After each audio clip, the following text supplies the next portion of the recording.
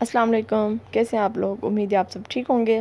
तो science continue करते हैं हम, और साइंस क्लास 8 की हम कर रहे थे। चैप्टर नंबर 2 का पार्ट 1 हमने किया था, आज पार्ट 2 है।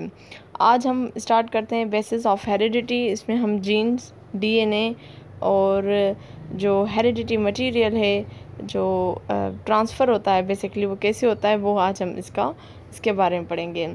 तो सबसे पहले हमें यहाँ पे जो इन्होंने कुछ क्वेश्चंस दिए हैं कि do you know what is DNA, कि डीएनए क्या है, डीएनए कहाँ होता है, और डीएनए का फुल फॉर्म क्या है, डीएनए की शेप एंड फंक्शन क्या होता है, और ये सारा एक्सप्लोर करते हैं हम। जो आगे हम टॉपिक्स पढ़ेंगे उनमें इन सारे क्वेश्चंस के जवाब मिल जाएंगे। तो सबसे पहले है क्रोमोसोम्स। अब क्रोमोसोम्स जो है वो प्रेजेंट होते हैं इनसाइड द न्यूक्लियस। जो न्यूक्लियस है उसके अंदर क्रोमोसोम्स मौजूद होते हैं, लेकिन किस फॉर्म में होते हैं? As a chromatin network. Chromatin network के तौर पे क्रोमोसोम्स मौजूद होते हैं। जब सेल डिवाइड होता है, जब सेल डिवीज़न होती है, तो ये क्रोमेटिन नेटवर्क जो है वो कंडेंस हो जाता है। कंडेंस मतलब वो सिकुड़ना शुरू हो जाता है, वो सिकुड़ जाता है और फिर एक टिपिकल क्रोमोसोम्स की फॉर्म में आ जाता है। और ये जो टिपिकल क्रोमोसोम है उसमें अब जब ये सिकुड़ गया, सिकुड़ने के बाद जब क्रोमोसोम्स में आ गया, तो इसमें दो क्रोमेटाइड्स मौजूद होते हैं। कितने क्रोमेटाइड्स? 2 क्रोमेटाइड्स मौजूद होते हैं। और ये जो 2 क्रोमेटाइड्स हैं वो अटैच होते हैं at the centre to the same centromeres. उनके बीच में एक सेंटर होता है, उस सेंटर में ये ऊपर की तरफ भी और नीचे की तरफ भी क्रोमेटाइड्स मौजूद होते हैं। और ये जो बीच वाला हिस्सा होता है, इसको हम बोलते हैं सेंट्रोमर्स। ठीक है, मैं थोड़ा सा यहाँ पे फिगर बनाकर आपको दिखाऊँ। देखें, ये एक आपका क्या हो जाएगा, क्रोमेटाइड्स हो जाएगा, और एक आपका यहाँ नीचे हो जाएगा। ये बीच में जो सेंटर होता है, इस सेंटर को बोलते हैं हम सेंट्रोमर। ठीक है, उसके बाद क्रोमोसोम्स जो हैं वो पेयर में होते हैं। अब जब क्रोमोसोम्स पेयर में होते हैं तो उनको हम बोलते हैं एज अ होमोलॉगस क्रोमोसोम्स। क्योंकि पेयर में हैं, एक जैसे ही हैं, तो इनको हम बोलते हैं होमोलॉगस क्रोमोसोम्स। अब जो नंबर ऑफ़ क्रोमोसोम्स हैं वो सिमिलर ऑर्गेनिजम्स में सेम ही होते हैं, कांस्टेंट होते हैं।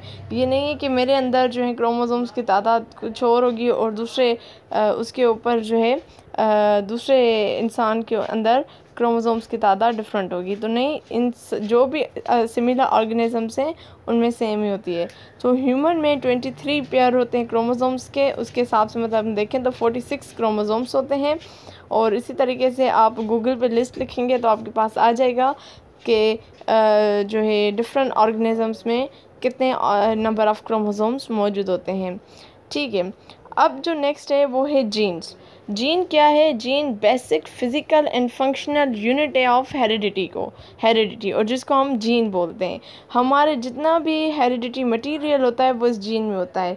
ये जीन ही है जो ट्रांसफ़र होती है जब पेरेंट्स से कैरेक्टर्स जाते हैं टुवर्ड्स द ऑफस्प्रिंग, तो ये जीन ही जाती हैं बेसिकली। ठीक है, अगर कोई डिज़ीज़ जानी है तो वो जीन जाएगी।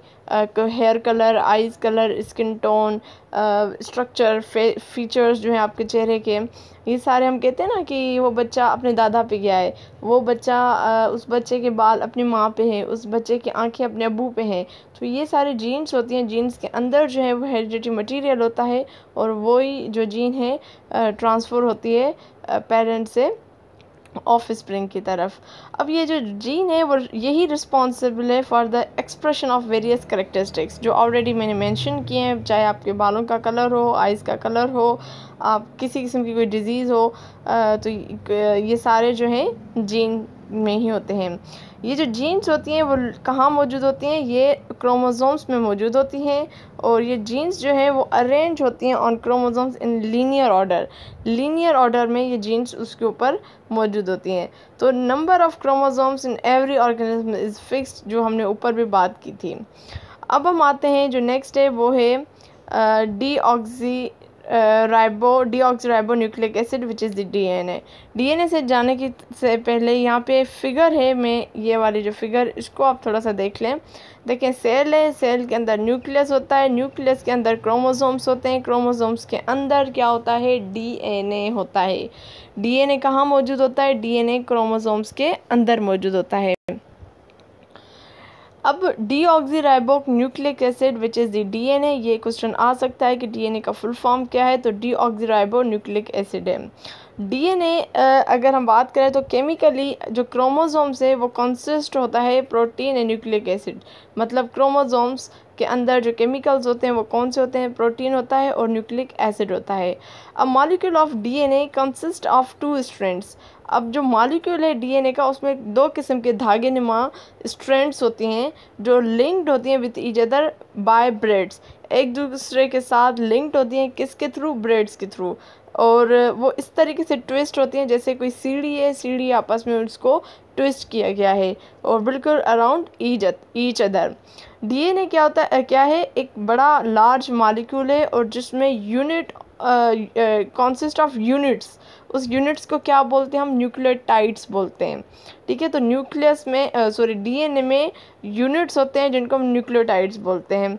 अ nucleotide consist of phosphate, sugar and base. ये 3 चीज़ें जो है न्यूक्लियोटाइड्स में मौजूद होती हैं, कौन सी, फॉस्फेट, शुगर, बेस।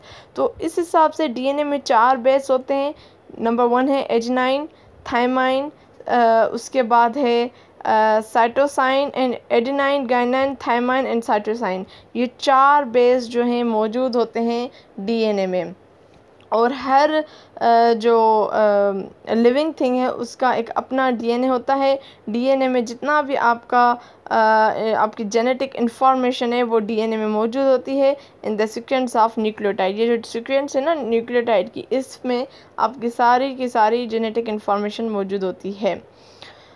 उसके बाद हम आते हैं हेरिडिटी जो विरसे से हमें जो चीज़ें मिल रही हैं हम उसको कहते हैं हेरिडिटी। मतलब फॉर एग्जांपल अगर खुदा न खास्ता एक ख़ानदान में बीमारी है, डिज़ीज़ है, कौन सी, हेपेटाइटिस, तो हम कहते हैं ये हमारी हेरिडिटी में है।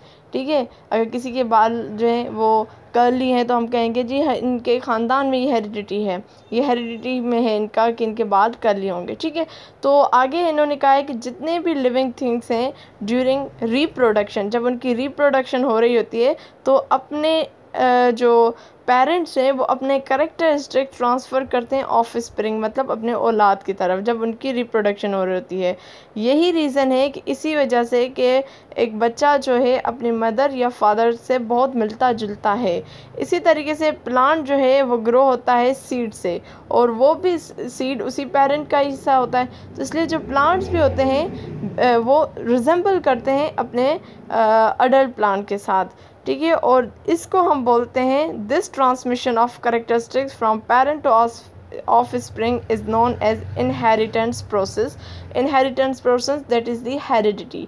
ठीक है, और ये जो कैरेक्टरिस्टिक्स हैं जिसमें आई कलर है, टेक्सचर है, कलर ऑफ हेयर है, स्किन कलर है, अटैच्ड और free ear lobes are some of the heredity characteristic that pass on from parents to the younger one. ये तो कुछ कैरेक्टरिस्टिक्स इन्होंने यहाँ पे बताएं, लेकिन जितने भी आपको जो भी कुछ मिला होता है आपको अपने पेरेंट्स से ही मिला हुआ होता है।